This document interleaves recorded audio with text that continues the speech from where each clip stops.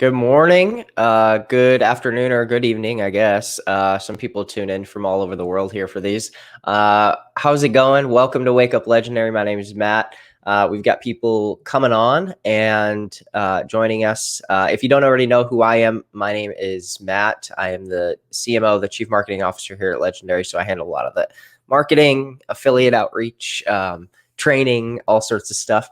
But so if you're not familiar with me, typically every day, Monday through Friday, Dave will host these. I host on Wednesday to sort of break up the week a little bit.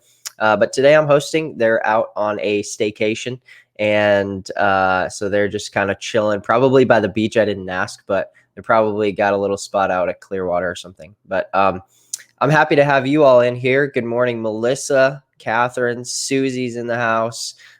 Brad's in the house. Melissa, Colin, what's going on? Maria, we've got Jim and Catherine.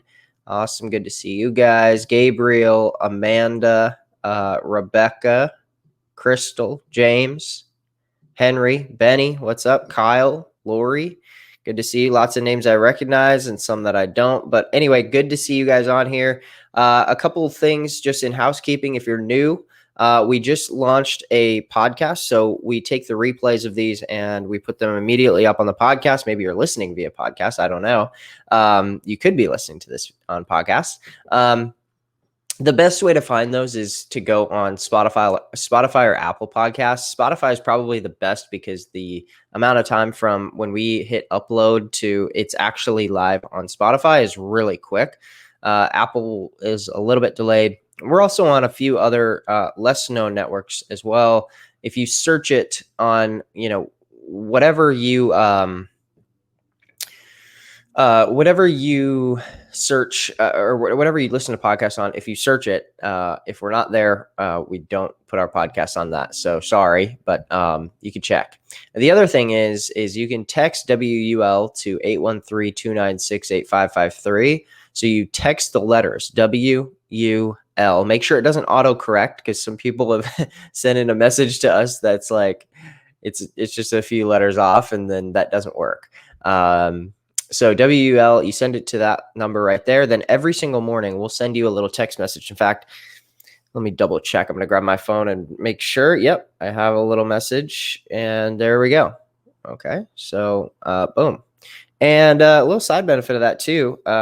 I can't guarantee this, but occasionally we'll also send you a birthday message from Dave, especially from Dave to you, if you drop us your birthday in the little info card. So anyway, that's all we've got for today. I'm going to bring on our guest. That's not all we've got for today. That's all the housekeeping we've got for today. But I'm going to bring on our guest. And if you guys all in the comments, please welcome. Randall's in the house. Do you go by Randall or Randy, either or? Actually, my friends and family is Randy. So Randall's Cool. Awesome. I get it. Yeah, I'm Matthew, but I don't, nobody calls me Matthew. All right. So you're in from Georgia. Hey, thanks for coming on.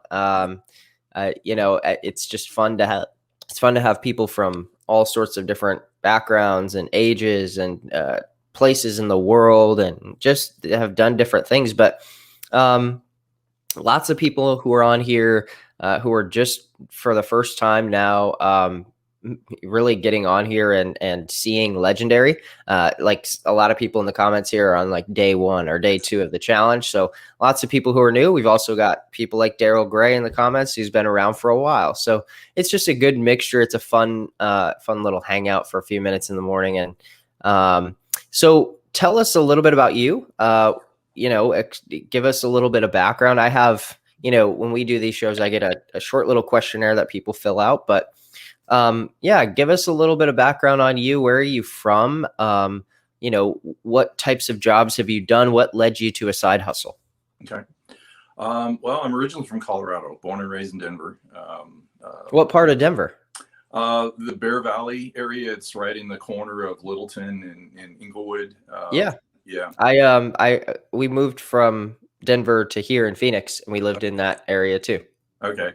Yeah, I loved it there. Actually, Yeah. well, my wife and I, when we got married, we couldn't afford to live down there, so we moved to North Denver. So we were up off of, I don't know if anybody remembers Elitch Gardens. It's now, I think, Six Flags, but they moved that to downtown area. So Yep. we lived right across the street from Elitch's, and there was some fun things about that. And then the other part of it was we never get any sleep because there was always activity in the police helicopters. And so anyway, so we ended up moving up to Fort Collins, and we're there had our children up there. We had 3 kids and lived there for 25 years. And then, Cool. yeah, so then That's a really cool city. Yeah, Fort Collins is awesome, although it's different now since I'm they sure. legalized marijuana. Yep. We didn't used to have the stoners and the people sleeping on the streets and stuff. I guess when I was there and visited, that was probably 2013, 14. So yeah, that was full marijuana legalized, and it was definitely hippieville for sure. Yeah, so it's completely changed, but I mean, Yeah. there's still some nice aspects of it. The downtown area, actually, I don't know if it was ever, I never really checked to prove that story, but some of the outline of the downtown Walt Disney used to build his city or whatever there in Disneyland. Oh, really? Yeah, so a lot of the structures and whatever. So it is a really nice town. You get a chance to visit.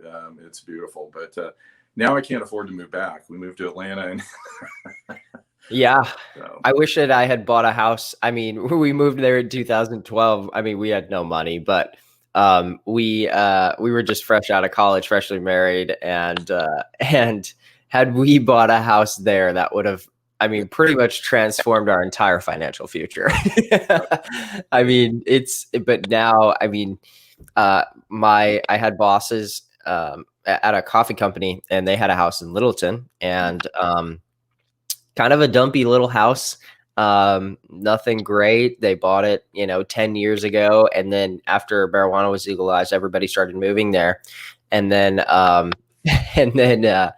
mean, he sold this tiny little dumpy house over asking price in the $400,000 or $500,000 range or something for 500,000. Yeah. Just stupid. It's crazy. It's crazy. But, I look back, I really enjoyed it there. I mean, moving here was for financial reasons too. I'd been with the school district on and off since I was 21. I mean, I actually started driving a school bus pretty young age. My parents bought a school bus, we converted to camper. So I drove a school bus at 16. Jeez. Yeah.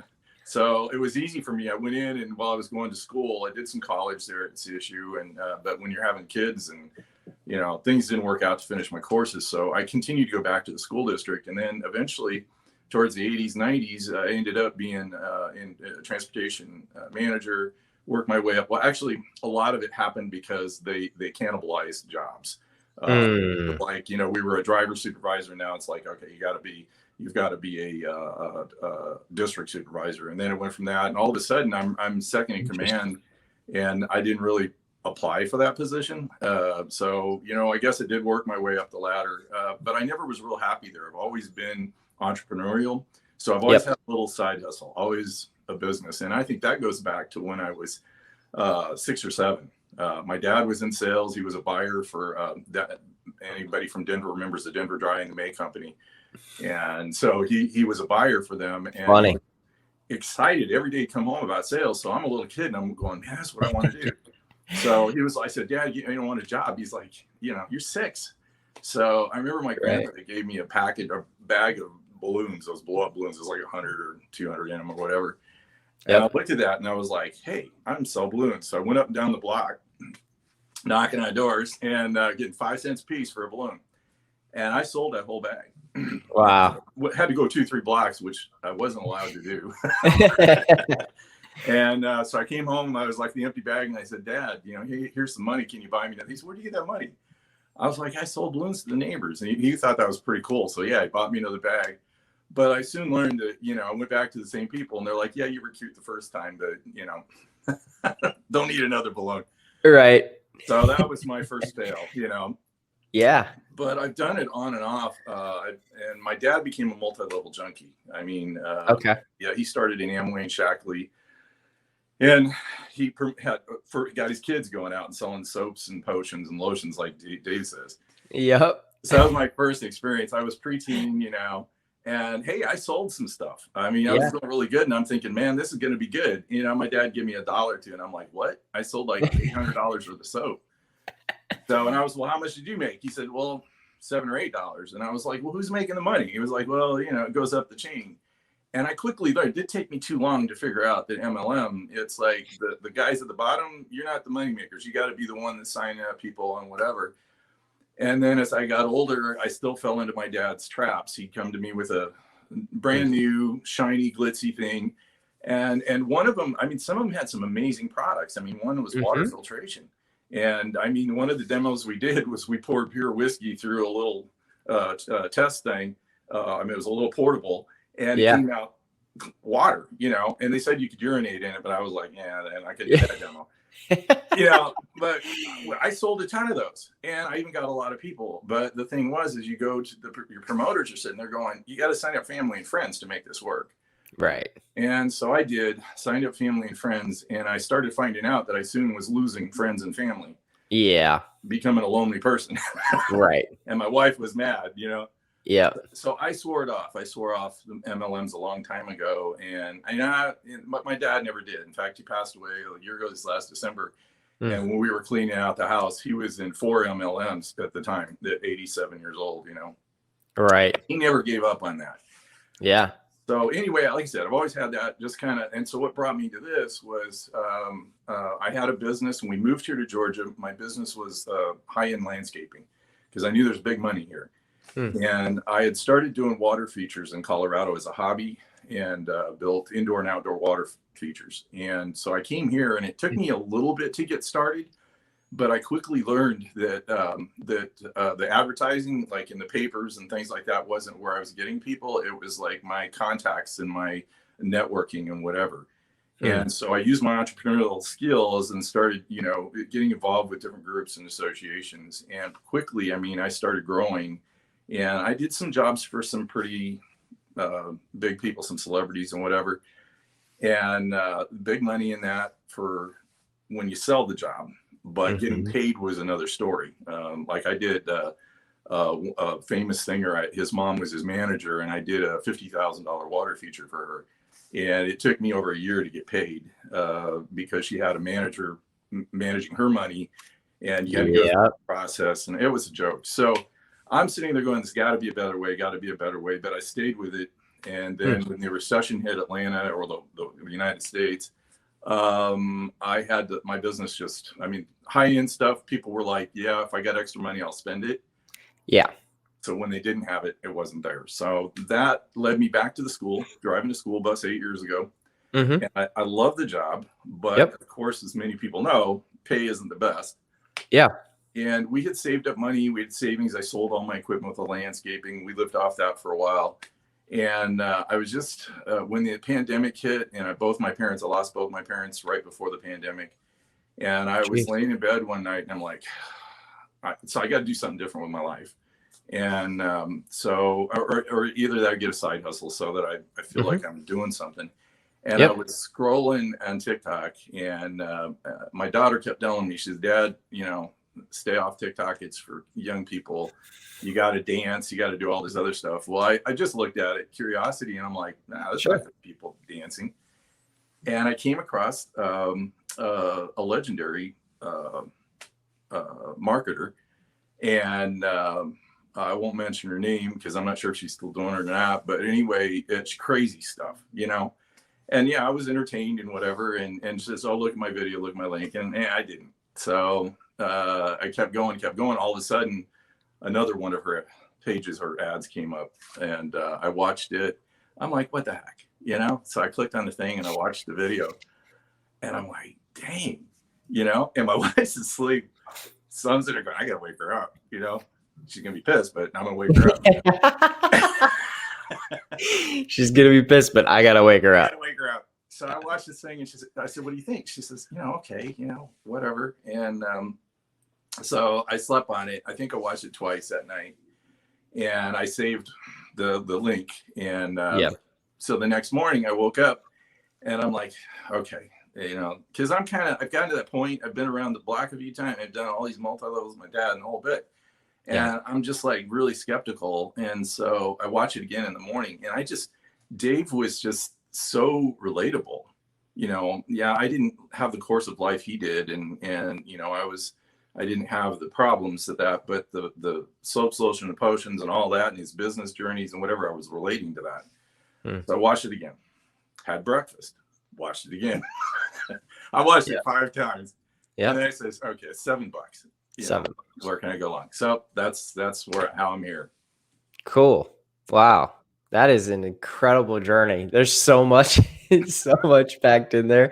I love the whole, I resonate. I can just about imagine everybody in this chat just being like, dude, I totally resonate with that. But I resonate a lot with the lotions, potions, and pills. The interesting thing is maybe it was just I don't know what it was, but I never got into the actual lotions, potions, and pills. Mine was always more digital, but I still resonate with the MLM story.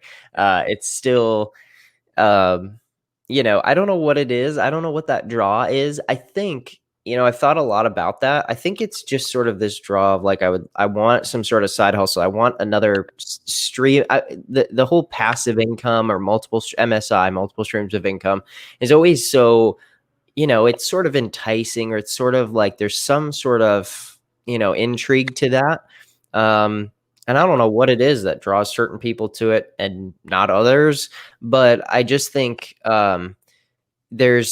it's just fascinating. You've got this sort of rule breaker mentality that you've got, right? I mean, you walk down blocks you weren't supposed to walk further than a block away, and whatever, throw caution to the wind, whatever, it doesn't matter. I'm going to go anyway.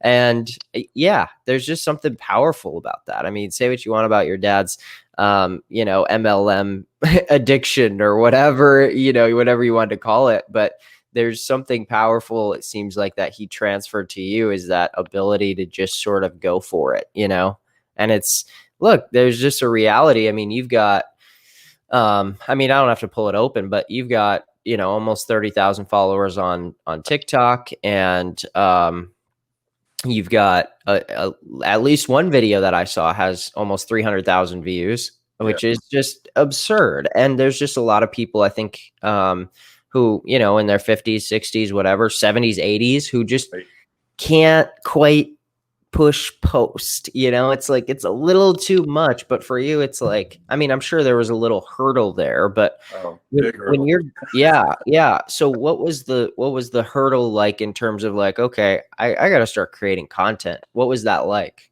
Well, I got the blueprints, and was excited and whatever. And now part of the thing, I think I put this in my information to you, is that my wife and I are caregivers. And so her parents live with us. We built an apartment. And so her dad's 91, mom 87 with Alzheimer's. And so that requires, it's like full time, especially for my wife. And then I work driving a bus and whatever. So this was a part-time thing. And so like the decade in a day, I wasn't able to do the whole thing. And so you guys like, hey, cool, no problem. We record it. You can watch it, later. I remember that. Yeah. So I had to log off and whatever. And Andre was my coach, and he was so cool. He was like, don't worry about it. We got you. You'll be able to learn it. And so that was a big thing, big help for me. And so I watched it over and over and over again. In fact, I have an office, but I'm more comfortable. I play the piano. And so sometimes I just feel stressed, release and whatever, even if I'm not playing, I'm sitting at the piano. So I put my computer there, and I'm watching, I'm doing this, and I'd get over and over and over. And then finally I was like, okay, I can do this. So I put my ad together, and I went back and watched some other videos. And then I went for the Done For You dog ad training. And anyway, Facebook shut that down. And so, but I did the thing where you guys said do more pages. So I had another page. So I thought, hey, I like doing it yourself stuff. So I did the woodworking thing. And so I ran some ads and whatever, and I put some money into it. And, I'm like, okay, so I had another page, and I was able to get a third page. So that one, I'm like, I watched your thing on writing content. And so I wrote my story, And, I have, my story goes back. I mean, I dealt with, I was suicidal and severe anxiety and depression and diagnosed with that at about 40. And when we Hmm. moved here, it was like starting the business and that. And so mine, kind of like yours, where it was, could have been tragic, you were worried and things like that. I put it all on paper and I thought, I'm going to try that on an ad with the legendary. And I posted it and I kind of went crazy on the money I spent. My wife's not happy about that, but I got like 500-600 leads. I got one sale, didn't get any Yep. sales on the other stuff, got the one sale there. And then I watched, I think it was a wake up. I've watched these religiously pretty much. And I'm watching a wake up thing and somebody's like, you got to do TikTok. Doesn't matter how old you are or whatever. And it's organic. Then it was the first time I kind of heard that term, organic marketing. But the thing Okay. that got me is you don't pay for it. So I Yeah. went with it. And here's the deal. I put in my thing that don't be a cowboy. I think in all of this, and maybe the thing I can put out there is I grew up on my parents, to get rid of me in the summertime, sent me to the farm. And Okay. we had a ranch, we had cattle and things like that. And my grandfather got me a cow pony and whatever. And so I'm going to relate this story to what was going on is I used that pony and he was really good. And we drove cattle, Mm-hmm. branded them and all this other stuff. Really good experience for me as a kid coming from Denver and the big city. Great Yeah. experience and learning experience. But the thing I really took away from that is I always wanted to be a cowboy, and I'm up there and I mean, I get the hat and I get all the stuff and I'm riding this horse and we're driving the cattle. Yep. My uncle had a dairy.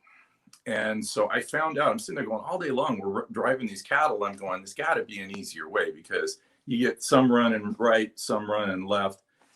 And I found out with the dairy that in the morning, he just sent me out with a handful of hay out into the field. And I'd hold that hay up and make a little bit of noise. And then I'd start walking back towards the dairy and all those cows followed me. And I'm sitting there going, if you've got something they want, they're going to follow you. It's that herd instinct and they're going to be led to where, and the thing is they know they're going to get fed and then you get the milk, Yep. But so the thing is, it's a win-win. And not that being the cowboy and running those things, it's a nice, enjoyable way of life, but I relate it to the way I've done my businesses and whatever. When I've been out there and I've been riding around trying to drive everything to one location, I waste a lot of time. And I still have done that with this. If you look at some of when I first got in this, I was a cowboy, man. I'm all over the place. Hmm. And I was trying this, trying that, and I doing the YouTube, and I was thinking I could do Instagram, and I doing Facebook, and personally, I couldn't do it all. So I remember one of the wake ups talked about focusing all of your energy on one thing, and so I focused all my energy on TikTok, and then it was being consistent, and I'm basically that kid holding that thing of hay and hoping people will follow me. Yeah. And it happened. It took a while. I had to get real and follow the direction and the consistency and not think my own thing and do this or that. And this is going to be better. And I like this. And there's some fun things you can do. I did, I like to make people laugh and things like that. So I did some funny things and whatever. But I realized that, hey, if I'm going to make this a business, I need to stay focused and stay pretty much on track. I still, every so Yeah. often, I put a video in there that's stupid. But for the most part, it was successful. I started seeing customers, I started seeing sales, and I'm nowhere near like some of the people that are out there. But hey, I do this an hour or two a day, and I'm doing it with Parkinson's and with the stress and anxiety and whatever. And I find that I don't have time to worry about my problems because I'm focused on this, and I'm having a heck of a good time doing it. That's really cool. That's really cool. And I think also just, getting able to or being able to see a little bit of that success start to come from that. I just think, I just think that people, I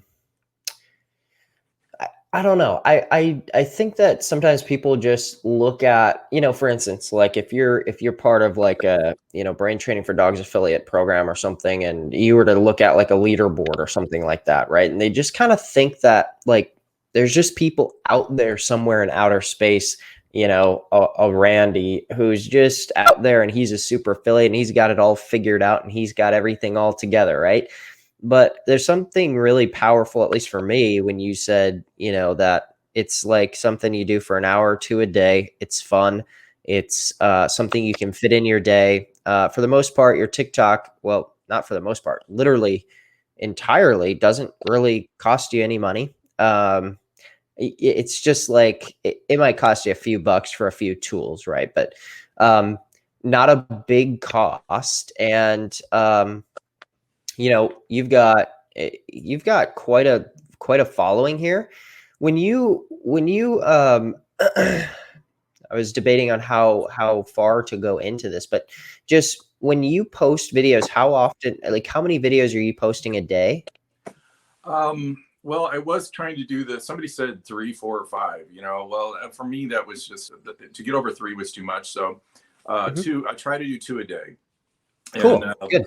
here's the big problem: is that the weekends are usually for me. I find the hardest because that's when we're really trying to help my wife's parents, and we're trying to get things done around the house. But I found that if I'm consistent with at least 2 a day, I know I listened to one of the people last week, and she was talking about 1 a day is working for her, and I can understand that because she's posting good content every time she does it, and Mm, that's a really good key. And then I started studying what they other people are doing, and then there's a lot of people that are content creators that offer free advice on TikTok, and so I started listening and watching that when they talked about following the trends yep. and jump on a trend and then using the music. Even, I mean, some of the music, I'm sorry, I'm older and whatever. Now I know what my parents were. I mean, I grew up and it was like thinking that if it's too loud, you're too old. Well, I must be too old because some of the stuff and the noise and whatever. But they say to take it, put it in your content, and then you can drop the sound and then just do the speaking. Yeah. Yeah. So anyway, I found that really worked and making better content. So I think I found that I worked myself so hard with going over 3 videos that my content went down. So now I focus Yeah. on better content on and maybe a couple of videos. I completely agree. I personally, so there's no, I don't know. I don't think there's a right or wrong solution, but I think you're onto something right there. What you said is when the quality starts to dip, that's when you know you're pushing too hard for too much volume. Mhm. Because the truth of the matter is, on any sort of social media, doesn't matter what it is, if you're trying to go organic, Instagram, Facebook, YouTube, TikTok, whatever you're trying to do, the key piece to it actually working and getting engagement is the quality of the content. That's it. And so if you wanted to post one, and I'm dead serious for people out here, if you wanted to post once a week on TikTok, you can grow your following posting once a week. I wouldn't recommend it because it's going to it'll take longer, right? But you could post once a week if that one post has the right sort of formula. It's a formula. Like there's a formula to viral videos. There's a formula to how to package your videos. Um, I talk about Spencer Meacham all the time. He's a good one to follow in terms of finding sort of this formula. But his stuff is he doesn't post that much, but every time he does, it has this formula to it. There's always sort of there's this hook at the beginning. Then there's sort of this unpacking of a strategy, step 1, step 2, step 3, and then there's a close with a call to action, or it just ends. But all of and I think sometimes people don't realize, well, if I can nail that formula, I could post once a week and I could have virtually every video of mine just get viewed hundreds of thousands or millions of times Mhm. because the quality is actually there. As where some people try to post 5 times a day because they heard that they were supposed to post Mhm. 5 times a day and their quality is just terrible.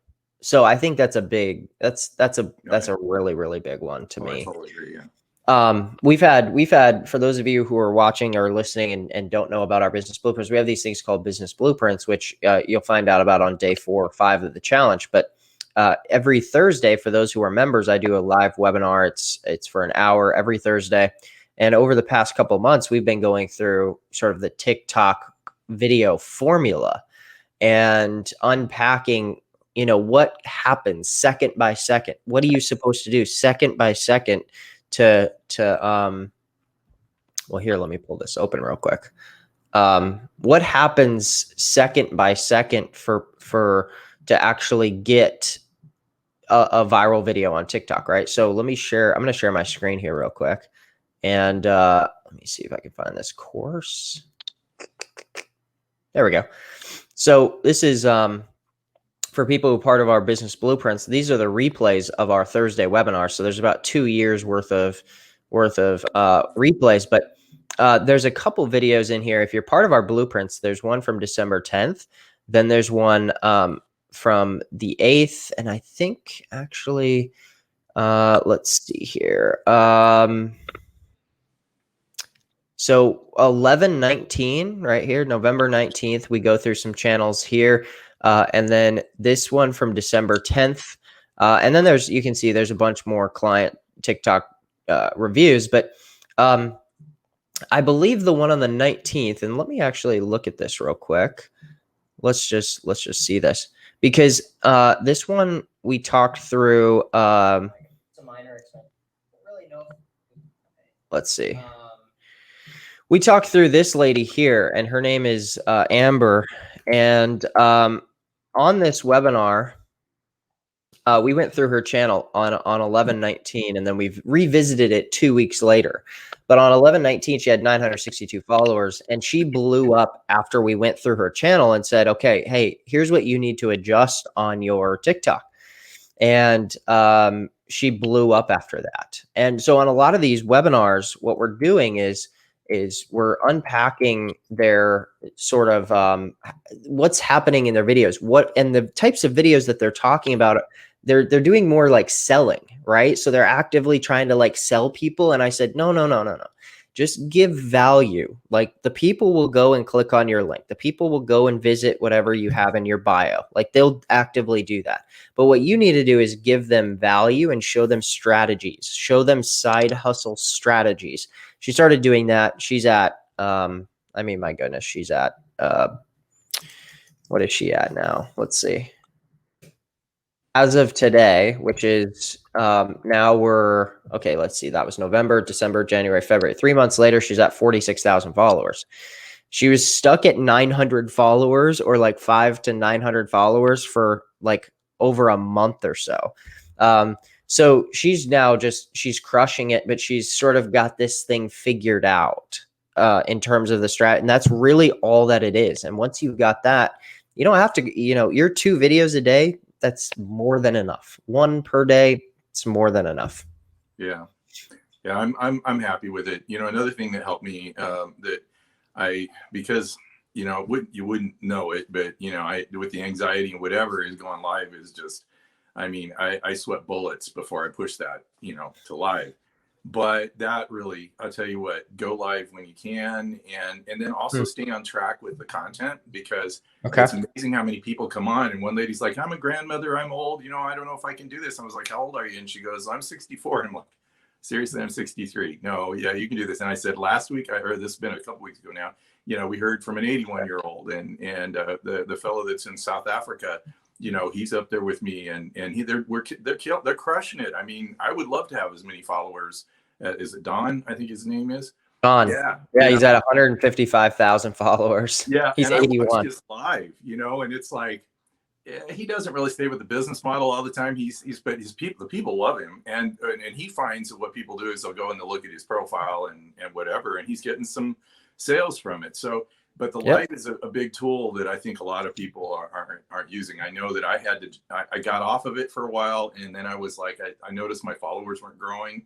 And because a couple weeks ago, I was at 26,000, and I started doing the lives, and I went to 32 just like that. So it's crazy. That's awesome. Yeah. I don't know. There's a certain barrier you've got to push through. It happens at different speeds for different people. For you, so right now, what are you at in terms of followers? About? I think it's around 32,000. When did you first create your TikTok channel? It was about a month after I signed up for the blueprints. So September, I think it was, somewhere in there. Cool. Yeah, and I had started like she did. Well, I think 9 followers, and those were mostly friends that saw that I had a TikTok. And but I just what really found was I tried to engage with other creators and content, and Yep. then other marketers, Yep. Sergio, Yep. Brian Brewer, oh, I can't think of a lot of different names, and I've just really enjoyed using. And the thing is I think all of us, when we use each other in that sense, yeah, I've built a lot of my TikToks around theirs, and a couple times I probably plagiarized, which is funny because TikTok shut those two down, so I got the kick in the pants for that. But so I've learned to put my own spin on it, and Yep. which what you need to do. Nobody, I mean, if you copy Yep. somebody, we've heard that before. The people that are doing it, they're being entertained by them, and so you have to find your own spin. And the one that I Bingo. got 350 views off, I think that was off of Brian's idea. And the thing is, it was crazy. The analytics, or the algorithm for TikTok, put me in the Middle East, and I started getting replies from, oh my goodness, I don't know all the countries, and in Arabic, so I had to use a Oh translator, wow. whatever, and they're like, we want to sign up, can we sign up in Morocco, can we sign up in this, and then I had to go on the page that listed all the countries we can't. So hey, I'd be rocking it if we were in the Middle East, we're able to. Yeah. I don't they do all sorts of stuff like that where they'll throw out they'll just kind of launch it out to all of these different, yeah, it's weird. I don't know how that I works. can't get out of that, which it's okay.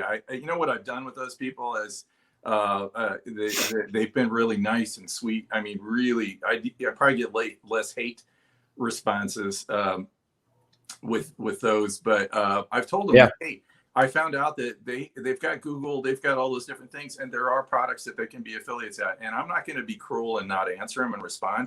And so I'm like, hey, just go on. You can do YouTube, you can do whatever. You can learn how to do this. You don't have to be, go through this course to learn this.